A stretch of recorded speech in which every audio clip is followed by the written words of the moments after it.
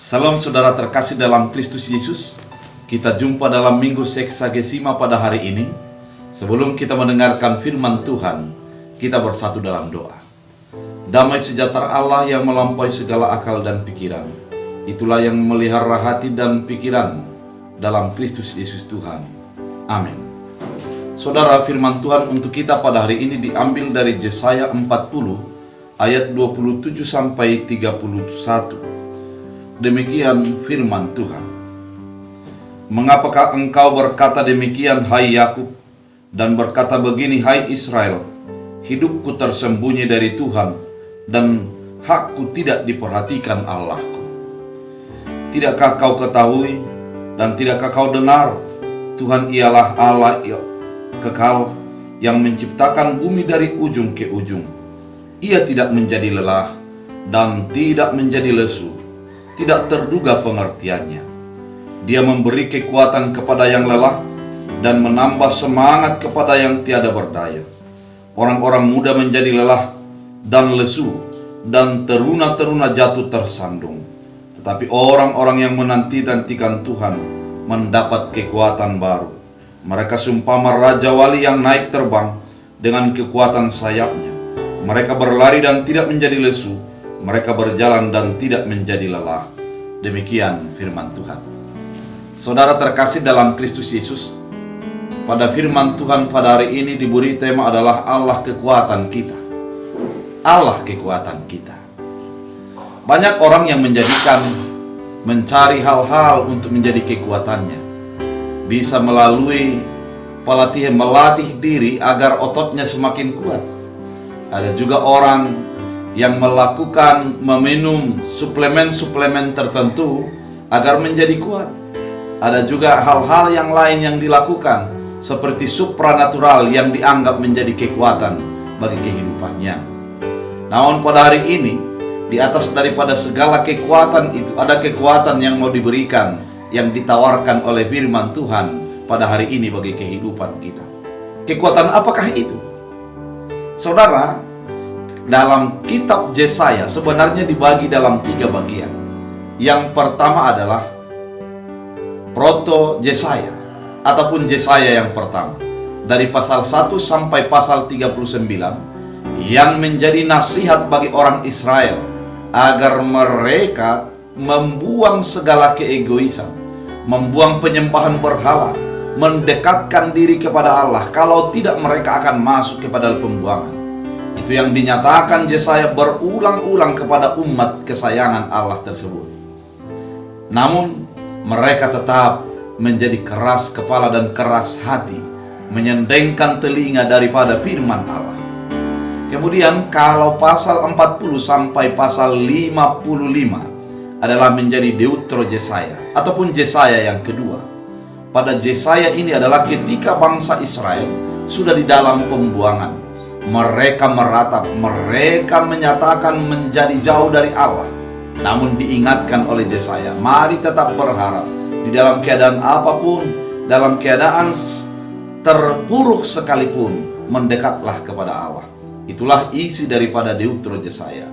Dan Trito Yesaya pasal 56 sampai pasal 66, di mana dinyatakan di sini adalah bagaimana agar umat itu tetap mempertahankan imannya, tetap melihat dan fokus kepada Allah di dalam kehidupan mereka. Karena pasal ini merupakan pasal di mana orang Israel sudah keluar daripada pembuangan dan hidup di tanah perjanjian yang sudah diberikan Allah kepada mereka. Saudara terkasih dalam Kristus Yesus, khusus kita dalam fokus pada hari ini, di mana dikatakan Allah kekuatan kita.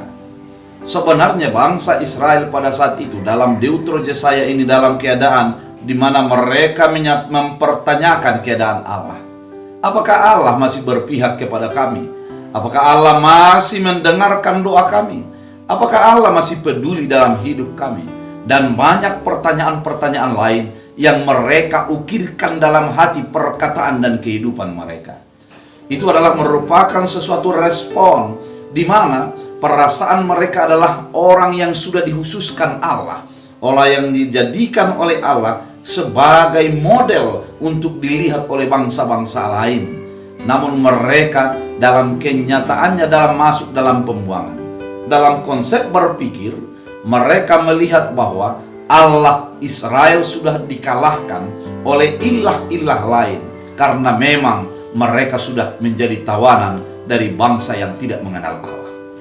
Saudara terkasih dalam Kristus Yesus, dalam keadaan demikian, ada sesuatu yang menjadi memberontak dalam dirinya yang dinyatakan pada ayat 27. Mengapakah engkau berkata demikian, hai Yakub, dan berkata begini, hai Israel? Ini mau menekankan kepada pertanyaan-pertanyaan yang dilontarkan oleh umat kesayangan Allah, umat Israel pada saat itu. Pertanyaannya adalah, hidupku tersembunyi dari Tuhan dan hakku tidak diperhatikan Allah. Dia menyatakan bahwa sudah jauhlah Allah daripada kehidupanku. Kan apa yang sudah kualami pada saat ini tersembunyi bagi Tuhan. Saudara terkasih, mereka merasakan kesedihan mendalam. Mereka bertanya lebih dalam lagi dalam diri mereka, karena Allah sudah menjadi menjauh dalam konsep berpikirnya. Dan ternyata firman hari ini mau mengingatkan kepada umat Israel yang di dalam penderitaan, di dalam peratapan, dan di dalam kesedihan itu. Allah mengatakan pada firman Tuhan ayat 28 dikatakan, tidakkah kau tahu dan tidak kau dengar, Tuhan ialah Allah kekal yang menciptakan bumi dari ujung ke ujung. Mau dikatakan pertama adalah Allah itu kekal yang menciptakan dari ujung ke ujung. Artinya tidak ada yang ada di dunia ini selain daripada campur tangan Allah dan di luar pengetahuan Allah. Segalanya ada oleh karena campur tangan Allah. Segalanya ada oleh karena kebaikan Allah, kemurahan Allah. Saudara terkasih dalam Kristus Yesus, artinya orang Israel harus sadar bahwa ilah lain itu pun di bawah kuasa Allah. Babel yang menawan mereka itu di bawah kuasa Allah. Bukan hanya dibatasi bahwa Allah itu ada di dalam Israel, maka ketika Allah sudah memperbolehkan ataupun mempersilahkan umat itu masuk dalam pembuangan, Allah sudah kalah. Yang dinyatakan di sini bahwa segalanya di bawah kuasa Allah dan di bawah kendali Allah. Yang berikutnya dikatakan ia tidak menjadi lelah dan tidak menjadi lesu dan tidak terduga pengertiannya. Allah itu adalah perkasa yang tidak menjadi lelah, tidak menjadi lesu. Mengapa orang biasanya menjadi lelah? Oleh karena banyak mengerjakan sesuatu, oleh karena banyak melakukan sesuatu, oleh karena banyak energi yang dikeluarkan. Itu menjadikan kelelahan. Kelesuan juga demikian. Oleh karena keputusasaan, maka terjadilah kelesuan. Bagi Allah, Allah tidak lelah, Allah tidak lesu. Yang menjadi dalam lelah dan lesu siapa? Orang yang percaya kepada Allah, yang tidak merasakan kehadiran Allah dalam kehidupannya. Ketika Allah adalah Allah yang kekal, yang tidak lelah dan tidak lesu itu hadir dalam kehidupan kita, maka kita menjadi memiliki semangat yang baru. Dan ketika orang tidak menyadari bahwa Allah itu adalah perkasa dan luar biasa, maka dia akan merasakan bahwa Allah juga lelah dan lesu karena tidak memihak kepada dirinya. Yesaya mau mengingatkan bahwa orang Israel harus sadar bahwa Allah itu adalah Allah yang kekal, yang memiliki kekuatan sempurna, yang tidak bisa dibatasi oleh apapun dan tidak dikendalikan oleh siapapun. Bapak Ibu yang terkasih dalam Kristus Yesus, pada ayat 29 dikatakan, dia memberi kekuatan kepada yang lelah dan menambah semangat kepada yang tiada berdaya. Ketika Israel di dalam pembuangan, mereka pasti menjadi tidak berdaya. Mereka menjadi lelah, kehilangan kekuatan. Oleh karena itu, dikatakan ketika engkau percaya kepada Allah, akan mendapatkan kekuatan yang baru. Ketika engkau percaya kepada Allah, maka engkau akan mendapatkan semangat yang baru. Saudara, ternyata ketika seseorang merasakan kelelahan dalam kehidupannya, hadirkan Tuhan untuk memberikan kekuatan yang baru. Bagaimana bisa terjadi demikian? Saudara, Ternyata di dalam Kidung Jemaat dikatakan, indahnya saat yang teduh menghadap tahta Allah, kunaikkan doa padanya sehingga hatiku lega.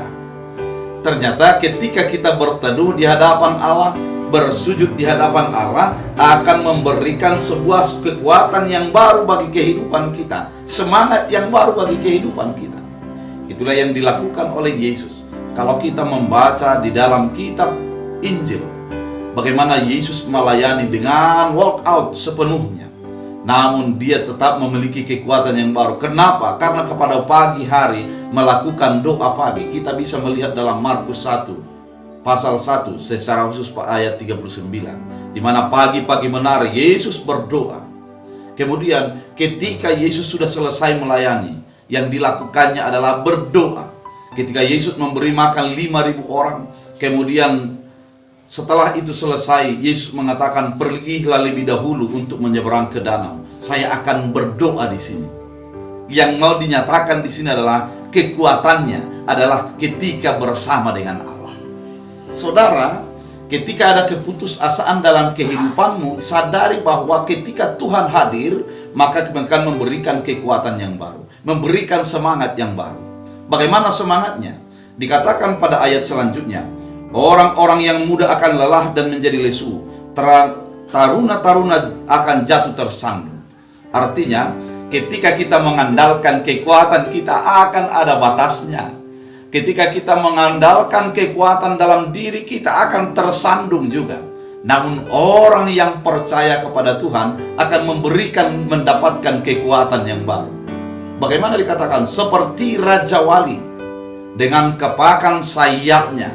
Dia hanya membuat beberapa kali sayapnya dan kemudian akan melejit ke atas. Dia hanya menikmati, mengembangkan sayapnya, kemudian akan terbang sesuai dengan angin.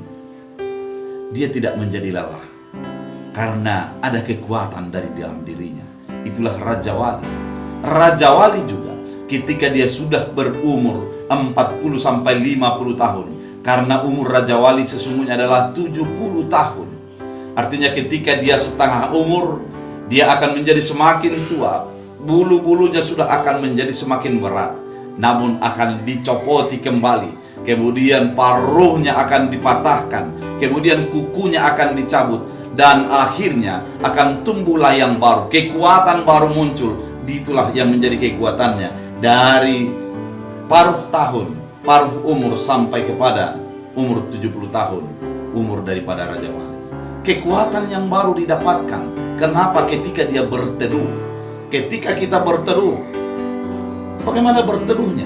Seperti yang saya katakan tadi Bapak Ibu yang terkasih dalam Kristus, kalau Raja Wali itu sudah berumur 40 sampai 50 tahun, ketika semuanya sudah berat, dia naik ke puncak gunung yang sangat tinggi. Kemudian yang pertama dia lakukan adalah mencabuti bulunya. Setelah bulu-bulunya tercabut, kemudian dia mencabut kukunya yang sudah menjadi membengkok dan mengena kepada kakinya. Kemudian setelah itu dilakukan, dia mematahkan paruhnya. Akhirnya dia tidak berbulu, dia tidak memiliki kuku, dan paruhnya sudah patah. Namun dengan keteduhan dia di atas yang sangat tinggi tersebut, menantikan bulu-bulunya untuk tumbuh kembali, paruhnya menjadi tajam kembali, dan kakinya ataupun kukunya sudah menjadi seperti pisau yang begitu tajam. Oleh karena itu, setelah itu dilakukan, setelah tumbuh, dia memiliki kekuatan yang baru. Saudara, ternyata ketika kita berteduh di hadapan Allah, kemudian kita mendekat kepada Allah dengan secara benar, akan mendapatkan kekuatan yang baru bagi kita. Kenapa? Karena kita tahu bahwa Tuhan yang luar biasa itu adalah Tuhan yang memiliki kekuatan yang tidak pernah lesu. Maka ketika kita dekat dengan Tuhan, maka yang pasti terjadi bagi kehidupan kita adalah semangat yang baru, kekuatan yang baru, dan sebuah pemahaman yang baru bagi kehidupan kita. Saudara terkasih dalam Kristus Yesus, dengan kekuatan kita akan mendapatkan kekuatan baru daripada Tuhan. Dikatakan pada ayat 31, dengan kekuatan sayapnya. Mereka berlari dan tidak menjadi lesu. Mereka berjalan tidak menjadi lelah. Demikianlah orang yang menantikan Tuhan. Demikianlah orang yang menantikan Tuhan. Karena jelas dikatakan pada ayat 29. Dia memberi kekuatan kepada yang lelah dan menambah semangat kepada yang tiada berdaya. Kekuatan daripada Tuhan melebihi daripada segalanya. Yang karena itu, mari hadirkan Tuhan dalam hidupmu. Mari hadirkan Tuhan dalam cita-citamu. Mari hadirkan Tuhan dalam pergumulanmu. Mari hadirkan Tuhan dalam segala persoalan kehidupan. Engkau akan mendapatkan kekuatan baru. Imani Tuhan, hidupi Tuhan, dan jadikan firman-Nya sebagai pelita dalam kehidupan. Saudara terkasih dalam Kristus Yesus, ternyata firman ini mau mengingatkan, sekuat apapun kita akan menjadi lelah dan lesu. Dan sehebat apapun kita akan menjadi masuk ke dalam kelelahan dan kelesuan. Namun ketika kita bersama dengan Allah, kita akan diisi dengan kekuatan-kekuatan yang baru. Oleh karena itu, tetaplah percaya, jadikan Tuhan menjadi pegangan kehidupanmu. Jadikan Tuhan sebagai semangat kehidupan, sehingga kita menjadi orang yang tetap kuat di dalam segala keadaan. Tuhan Yesus memberkati. Kita berdoa. Terima kasih Tuhan atas firman yang mengingatkan kami. Kami akan lelah dan lesu. Kami memiliki banyak pergumulan dan menjadikan kami menjadi lelah dan lesu. Namun ketika kami dekat dengan Allah, kami akan mendapatkan kekuatan baru. Karena Tuhan adalah sumber daripada kekuatan yang tidak akan pernah lelah dan tidak akan pernah lesu. Jadikan kehidupan kami semakin mendekat dengan di dalam segala pergumulan yang kami hadapi. Kami menjadi semakin mendekatkan diri kepada Tuhan dan kami dikuatkan. Terima kasih Bapa, berikan firman-Mu berakar berbuah bertumbuh dalam hidup kami. Dalam Kristus Yesus. Amin. Tuhan Yesus.